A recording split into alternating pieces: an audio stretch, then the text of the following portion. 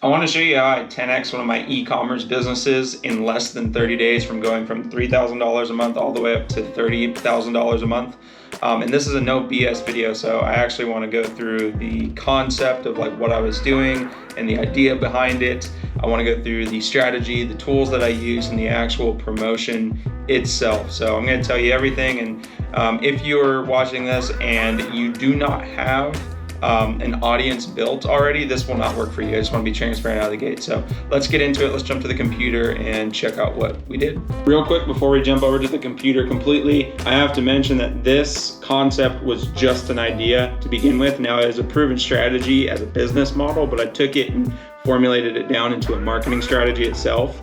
And after I found this successful, I took this to a bigger business, a supplement company that I was working for at the time, and it was one of our biggest months of all time. So this was a testing ground, took it over to that business, and it scaled it way up. So just wanted to get that out of the way. So okay, let's really jump to it now.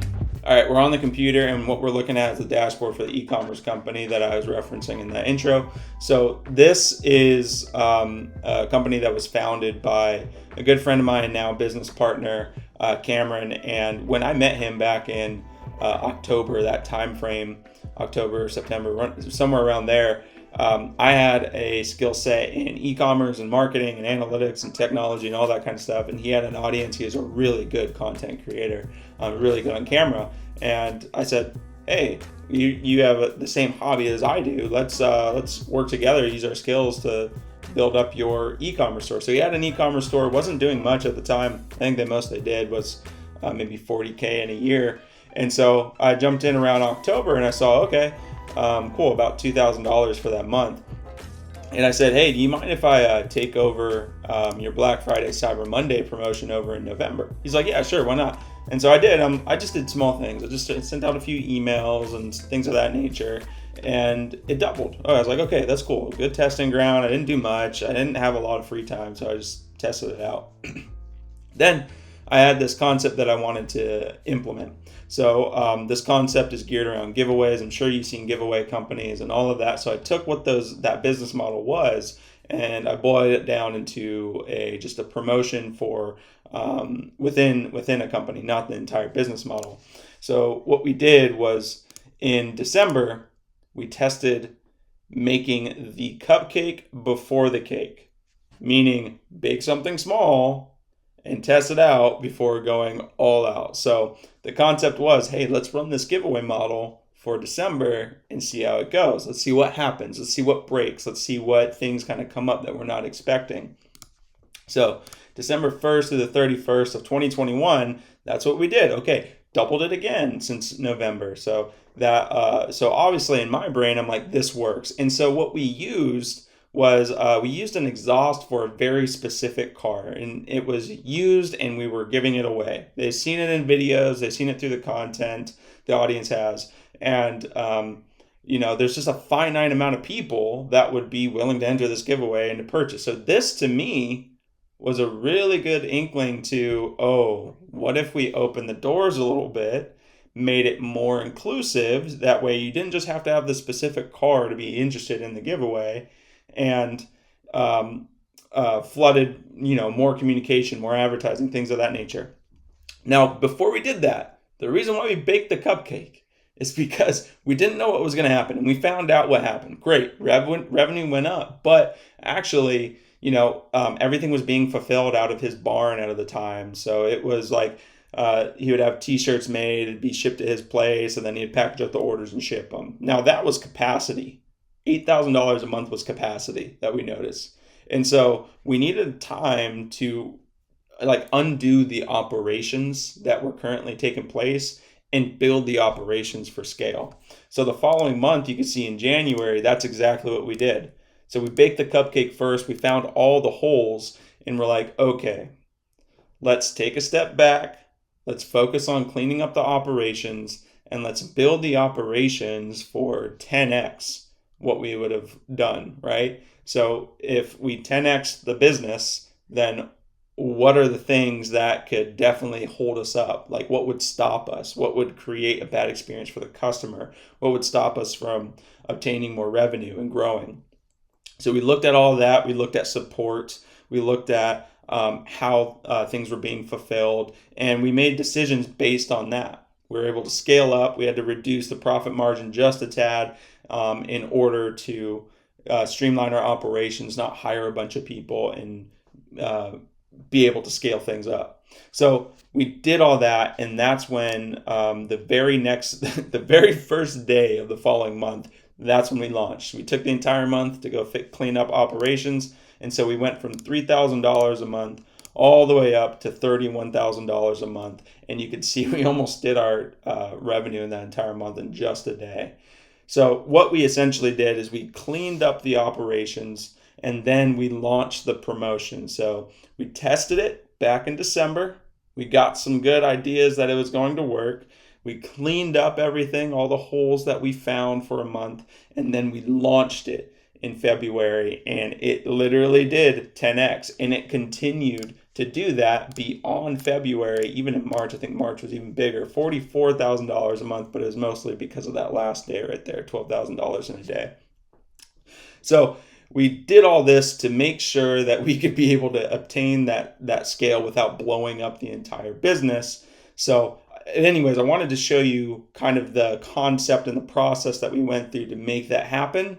Now let's jump into the actual strategy and what we ended up doing at the end of the day. All right, we are over to my handy dandy whiteboard, and let me talk you through what was there and how the strategy came about. So essentially what was happening, let's call this store or stow. So essentially what was happening, my business partner, Cameron, he did a lot of content on vehicles in the automotive industry. So he would have these pieces of content, he'd be building vehicles, etc. And he had his own e-commerce store, his own brand, right? So he'd wear t-shirts in the videos, hats, etc.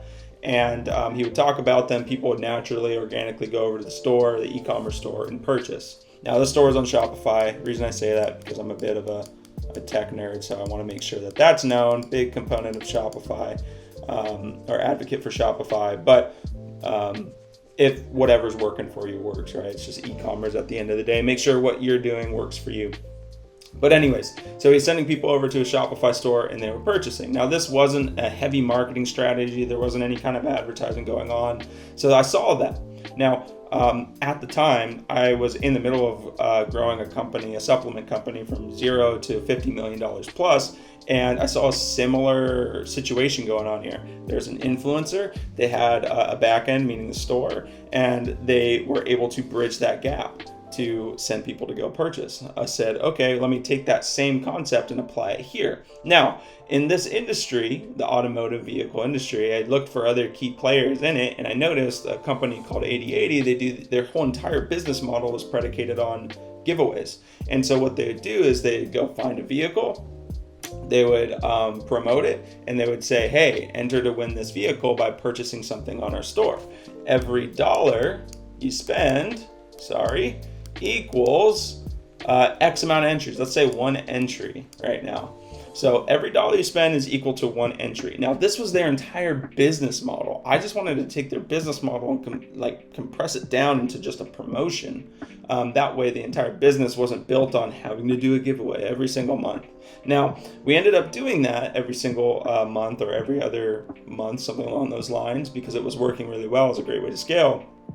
But I did not like that entirety of a business model. That's a story for another day. Anyways, so that's what they were doing. Every dollar that somebody would spend on their platform is equal to one entry into their chance to win this car. So I saw that and I said, okay, we can do a very, very similar thing here, but let's build the cupcake before we build the whole cake. So what we ended up doing is, during the time, Cameron was doing content on a very specific vehicle. So Volkswagen, I think it was a GTI, right? And so he had an exhaust that was pretty favorable. So we said, hey, okay, let's take that exhaust and let's just run a giveaway with it. You put it on the car, you're taking it off the car, you don't need it. Let's use this to run the giveaway. And so that's what we did. We took this exhaust and we ran a giveaway to it just for 30 days. And we said, everybody go to the store, and every dollar you spend is equivalent to an entry into the giveaway. So that's what we did. So in his videos, what he would do is he would get in front of the camera and he would say, hey, we're giving away this exhaust. He wouldn't be too salesy. Hey, we're giving away this exhaust. If you want to win it, go over to the store, buy a t-shirt, whatever. You spend $20, you'll get 20 entries into the giveaway, and we'll pick a winner at the end of this month and ship out the exhaust to them. So that's what we ended up doing. And that's where you saw in November, where we had, actually, I believe it's right here, in November, where we had a $4,000 month here. Let's go November to December 31st, where we had a $4,000 month. And then in December, that's when we jumped up to the $8,000 month. So we doubled it by doing this giveaway, this promotion. So they would go to the store, everything that they purchased was entry into the giveaway, and that's how they got entered. So it was incentivizing the purchase, right? Go to my store, purchase my stuff, and you'll get entered in for your chance to win this exhaust.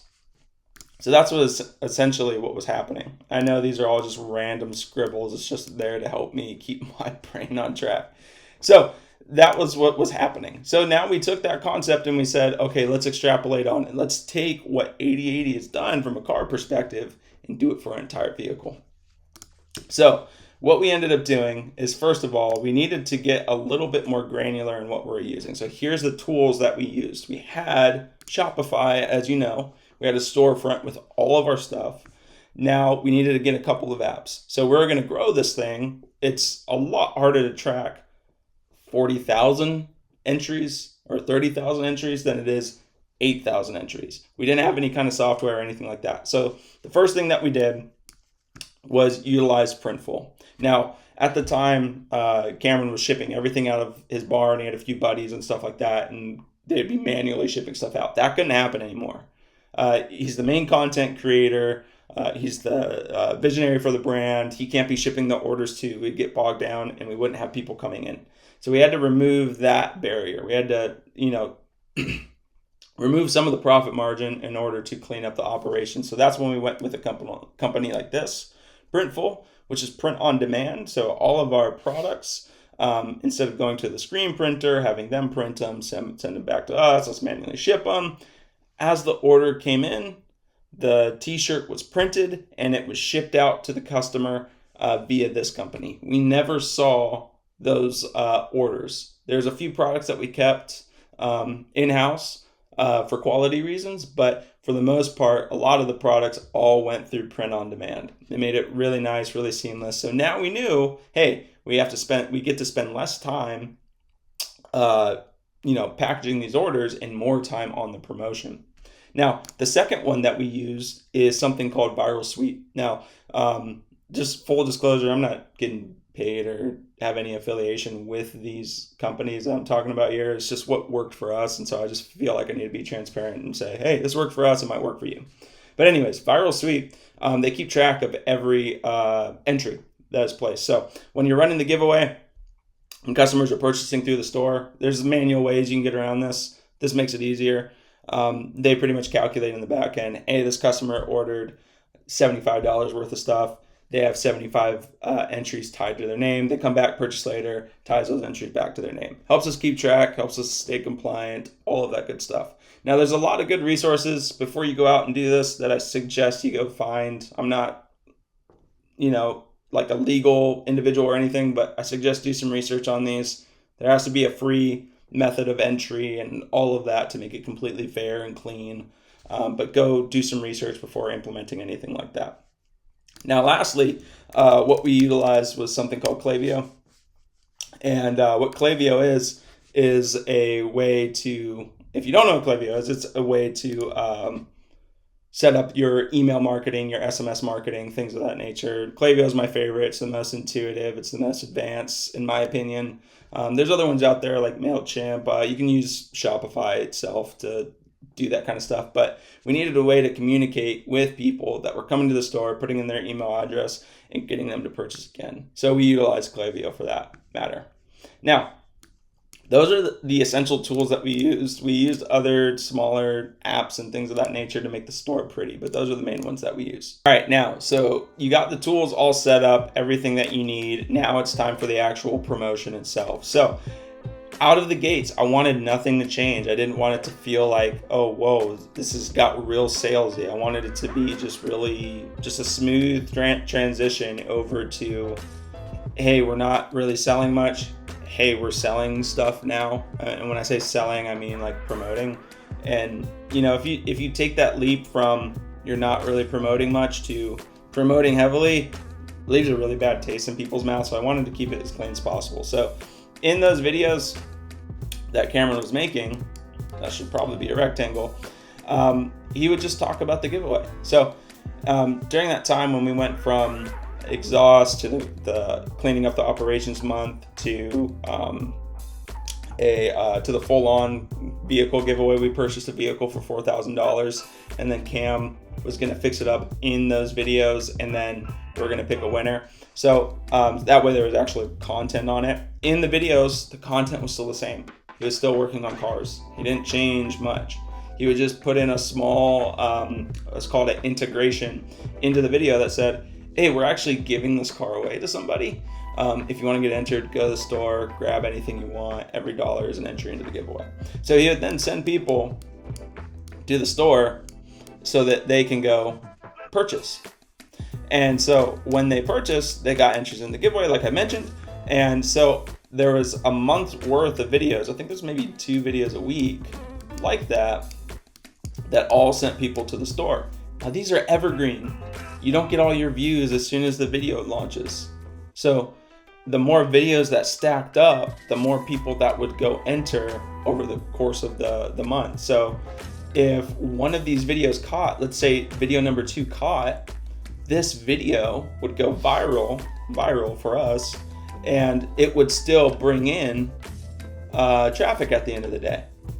So it wasn't like we're running ads or anything like that where we had to pay to acquire the customer.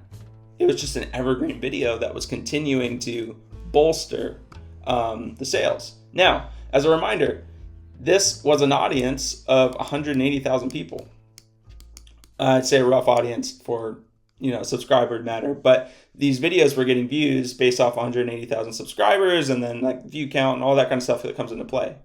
Now, if you don't have an audience this big, there's other ways to go about it, and we utilize those other ways. Now, when I jumped into his business and we partnered together, I saw that he also had an email list. I think it's about 3,000 to 7,000. Let's say 3,000 people. Now, this email list is what I also utilized as well. So as he was recording videos, I had an entire email strategy in the background targeting this list to also send them to the store to go purchase. And then on top of that, I don't know if I can draw a little text bubble here. There we go.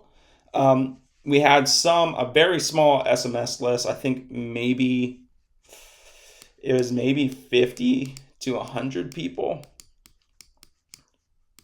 that we would also send to the store. Very small list.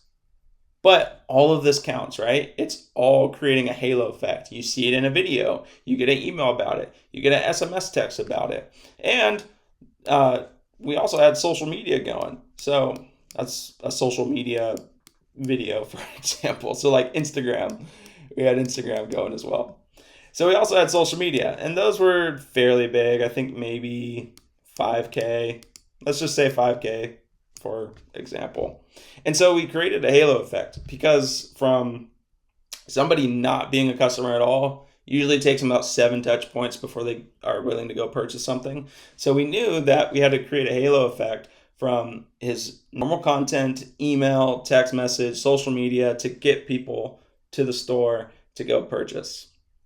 So that is the basis of that entire strategy. We're essentially taking his audience, not really changing anything from the business perspective, but giving them a reason to go purchase, right?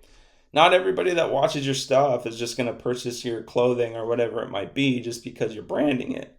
That brand means something, but, for somebody to take out their wallet, you got to give them a really good reason. And sometimes that reason is stacking the value, right? So if I go to the store and I'm just purchasing a t-shirt, I'm just purchasing a t-shirt. But if I go to the store and purchase a t-shirt for the chance to win a vehicle that I might be interested in, well, I'm going to be more likely to convert into a customer for purchasing that t-shirt if I have this incentive rather than just purchasing a t-shirt to purchase a t-shirt, right? There's a lot of different t-shirt brands out there. So that's essentially what we did. Now this went on for 60 days, and we had email, SMS, social media, videos, all going out through this time frame. Things were scaling like crazy, and we'd take all that money, reinvest it. We made a couple hires during the time. We even ran a very, very small amount of ads, maybe $1,000 in total in ad spend during this time frame, over the course of 60 days. So, and that was, I'm just going to put ads here. So that sent people to the store as well to go purchase. But to be what I found here, and I didn't find this out until taking this model and putting it into that supplement company, which was much bigger. Instead of making $40,000 a month, it was more like $4 million a month. It was much bigger. You started to see something that cold audience does not like giveaways. Warm and hot, those are the people you want to talk to. So if you're running a giveaway, if you're going to utilize a strategy and you utilize advertising, stay away from these people. Just use your warm, hot audience. If you want to go after cold here, give them a free way to enter. So if you're going to go after cold, give them something for free to enter. And then worry about converting them through, let me go back over here, through this strategy here. Give them something for free, and then talk to them through your videos, your email, your SMS, and your social posts to get them through the door. So don't send them directly to purchase. You're just going to be ending up spending a lot to acquire a customer. Don't do that. Just stick to your warm and hot audience. So that is everything when it comes to this promotion. If you want me to go over some more details or anything like that, drop some comments in down below, and I'd be more than happy to shoot a video that goes over like what was the exact email marketing strategy, how many SMSs did you send, what was the social posts that you were doing, how were the videos structured, etc. I'm more than happy to go into detail on all that if you're interested, but wanted to pass this out there because this was extremely effective on a smaller company as well as a bigger company. And so if you're in the e-commerce space and you're selling a physical product, this might work really well for you.